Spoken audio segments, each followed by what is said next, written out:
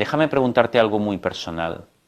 ¿Cuántas veces en la última semana tus emociones te secuestraron? ¿Cuántas veces explotaste con alguien y luego te arrepentiste? ¿Cuántas veces la ansiedad te paralizó, impidiéndote hacer lo que necesitabas hacer? ¿Cuántas veces el miedo tomó una decisión por ti? ¿Cuántas veces la tristeza te hundió en la cama cuando tenías cosas importantes que hacer? Y ahora déjame preguntarte algo más incómodo. ¿Quién está al mando de tu vida? ¿Tú o tus emociones? Porque si somos honestos, para la mayoría de nosotros la respuesta es aterradora. No estamos al mando. Nuestras emociones lo están, nos arrastran, nos controlan, nos dictan qué hacer, qué decir, qué pensar, cómo vivir, y nosotros simplemente obedecemos como marionetas cuyos hilos son jalados por fuerzas que no entendemos y mucho menos controlamos. Y entonces vivimos vidas pequeñas, limitadas, determinadas, no por nuestros valores, no por nuestros sueños, no por nuestras elecciones conscientes, sino por nuestros miedos, nuestras ansiedades, nuestras inseguridades, nuestras reacciones emocionales automáticas. Pero no tiene que ser así. Y durante las próximas 3 horas voy a demostrártelo. Voy a compartir contigo 5 lecciones que si realmente las entiendes, si realmente las practicas, te darán algo que la mayoría de la gente nunca tiene. Dominio emocional, no control perfecto. Eso no existe. Las emociones son parte del ser humano, pero dominio, la capacidad de sentir emociones intensas y aún así elegir cómo respondes, la capacidad de no ser arrastrado por cada ola emocional que surge, la capacidad de ser el capitán de tu barco en lugar del pasajero aterrorizado. Y te advierto desde ahora, estas lecciones van a desafiar todo lo que te han enseñado sobre emociones. Te han dicho que debes expresar tus emociones, que reprimirlas es malo, que tus emociones son válidas, y todo eso suena bien, pero te ha dejado a merced de tus estados emocionales. Yo voy a enseñarte algo diferente, algo más poderoso, algo que funciona. Y si te quedas conmigo durante estas 3 horas, si realmente escuchas, tu relación con tus emociones cambiará para siempre, porque la verdad es esta: tus emociones no son tu enemigo, pero tampoco son tu jefe, son información, son señales, son energía, y cuando aprendes a trabajar con ellas en lugar de contra ellas o sometido a ellas, todo cambia. Entonces respira profundo, acomódate y prepárate para aprender lo que probablemente nadie te ha enseñado: cómo dominar tus emociones en lugar de ser dominado por ellas. Vamos a empezar con la verdad fundamental que cambia todo. Tus emociones no te están diciendo la verdad sobre la realidad. Te están diciendo la verdad sobre tu interpretación de la realidad. Y esas son 2 cosas completamente diferentes. Piensa en esto por un momento. 2 personas pueden estar en la exacta misma situación y tener emociones completamente diferentes. Una persona va a una fiesta y se siente emocionada, energizada, feliz.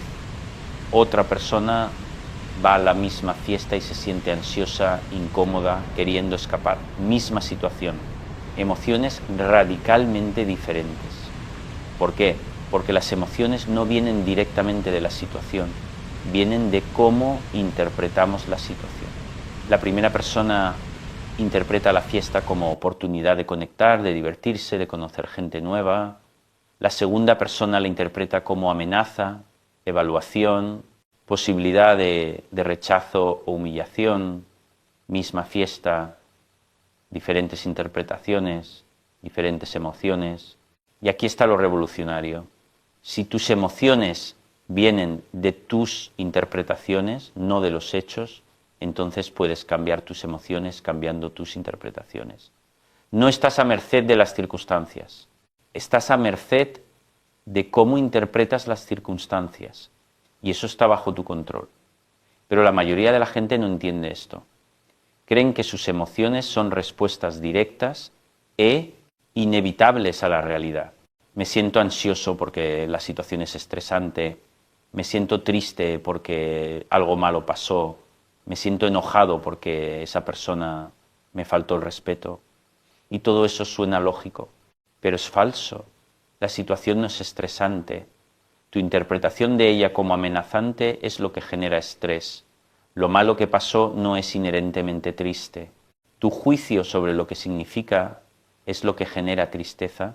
Esa persona no te faltó el respeto, tú interpretaste sus acciones como falta de respeto y eso generó enojo. ¿Ves la diferencia? Es sutil, pero absolutamente crucial, porque si las emociones vienen directamente de la realidad, eres víctima. No hay nada que puedas hacer excepto esperar que la realidad cambie. Pero si las emociones vienen de tus interpretaciones, tienes poder. Puedes cambiar cómo interpretas y por lo tanto puedes cambiar cómo te sientes. Déjame darte un ejemplo muy concreto de mi práctica. Vino a verme una mujer, la llamaré Patricia, 48 años. Estaba absolutamente devastada emocionalmente. Su hija de 22 años le había anunciado que se iba a vivir al extranjero por trabajo. Patricia estaba consumida por la tristeza. No podía dormir, había perdido el apetito. Lloraba constantemente, es lo peor que me ha pasado en la vida. Me decía, no puedo vivir sin ella, está tan lejos, algo terrible podría pasarle y yo no estaría ahí. Patricia, le pregunté, ¿tu hija está sana? Sí. ¿Consiguió un buen trabajo? Sí. Excelente. ¿Está emocionada con esta oportunidad? Sí, muy emocionada. Entonces, objetivamente, ¿qué pasó? ¿Cuáles son los hechos puros sin interpretación? Mi hija consigue un buen trabajo en otro país y se va a mudar ahí. Esos son los hechos. Ahora, ¿qué interpretación le estás dando a esos hechos? Pensó, que la estoy perdiendo, que no la veré, que algo malo podría pasarle. Y esas interpretaciones son hechos o son tus pensamientos sobre los hechos. Silencio largo. Son mis pensamientos. Exacto. Los hechos son neutrales. Tu hija se muda, pero tú has decidido interpretar eso como pérdida, como abandono, como peligro. Y esas interpretaciones son las que están generando tu devastación emocional, no los hechos. Pero es natural sentirse así cuando tu hijo se va. Es común, sí, pero no es inevitable.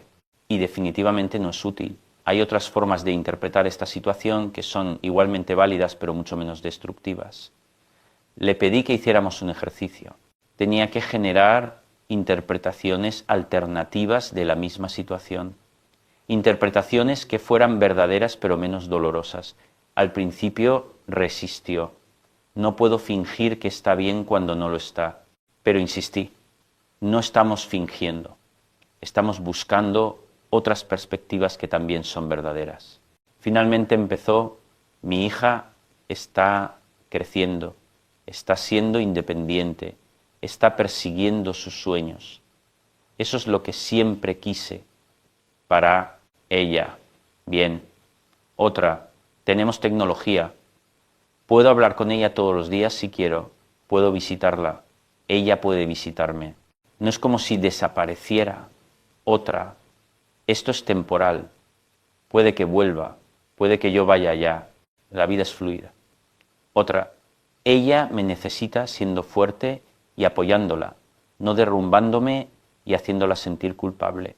Y con cada interpretación alternativa, algo cambió en su rostro. La carga se aligeró, las lágrimas disminuyeron. Patricia, le pregunté, ¿los hechos cambiaron? ¿Tu hija sigue yéndose? Sí. ¿Pero cómo te sientes ahora comparado con hace 10 minutos? Mejor, mucho mejor. Exacto. Los hechos no cambiaron, pero tus interpretaciones sí, y por lo tanto tus emociones cambiaron. ¿Ves el poder que tienes? Durante las siguientes semanas, Patricia practicó esto religiosamente. Cada vez que la tristeza la golpeaba, se preguntaba, ¿qué interpretación estoy haciendo ahora? ¿Hay otra forma de ver esto? Y gradualmente su experiencia emocional de la situación cambió completamente. Seguía extrañando a su hija, por supuesto, pero ya no estaba devastada, ya no sentía que su mundo se había acabado, porque había cambiado su narrativa de pérdida catastrófica a nueva etapa natural de la vida. 2 años después su hija sigue en el extranjero y Patricia está bien, no solo bien, está orgullosa, está feliz por su hija. Ha usado este tiempo para redescubrirse a sí misma, para desarrollar sus propios intereses.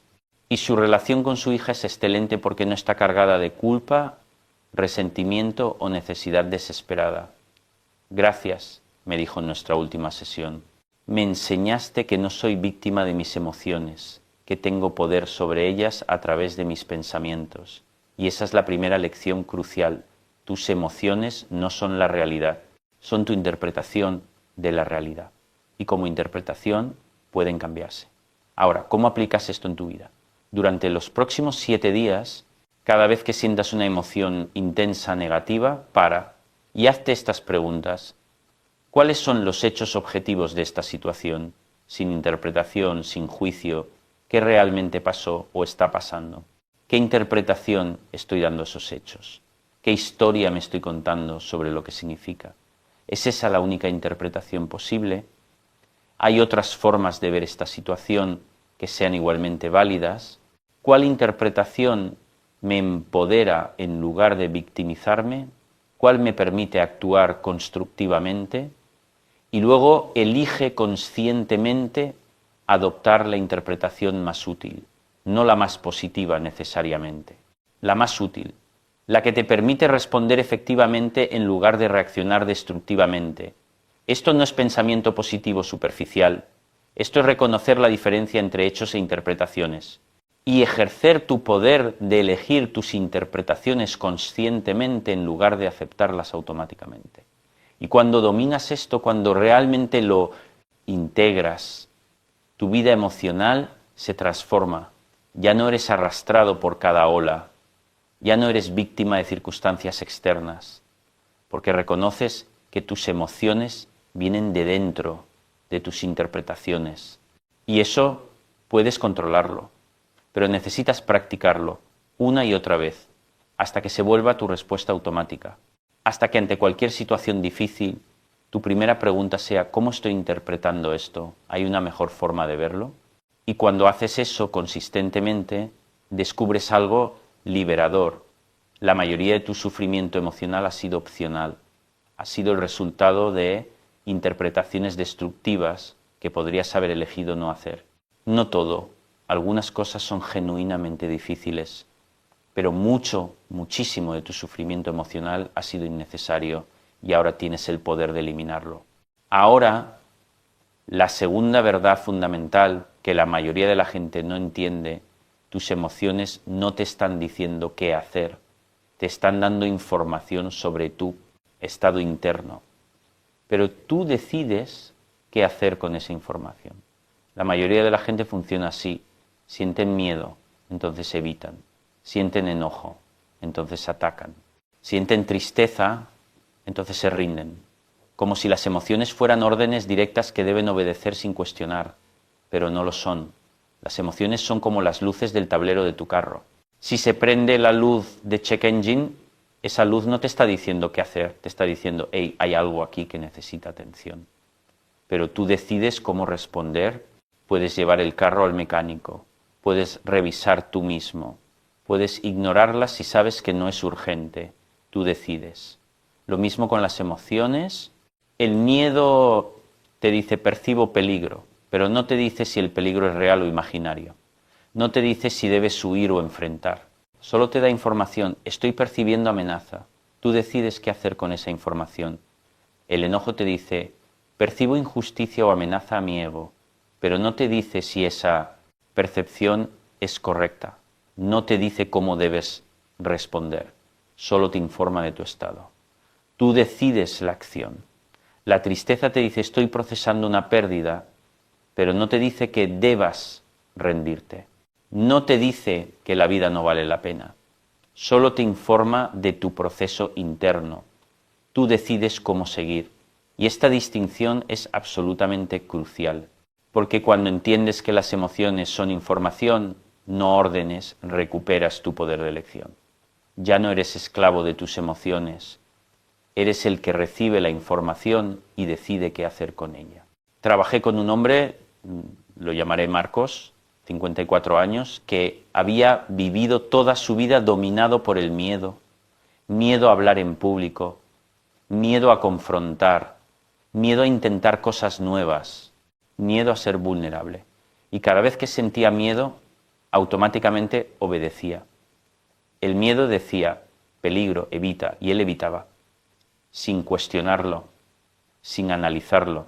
Simplemente obedecía como si el miedo fuera un comandante al que no podía desobedecer. Marcos, le pregunté en nuestra primera sesión, cuando sientes miedo, ¿qué haces? Lo evito lo que sea que me da miedo. ¿Por qué? Porque tengo miedo. No puedo hacerlo si tengo miedo. Espera, ¿no puedes o no quieres? Bueno, supongo que no quiero, pero se siente como que no puedo. ¿Físicamente puedes?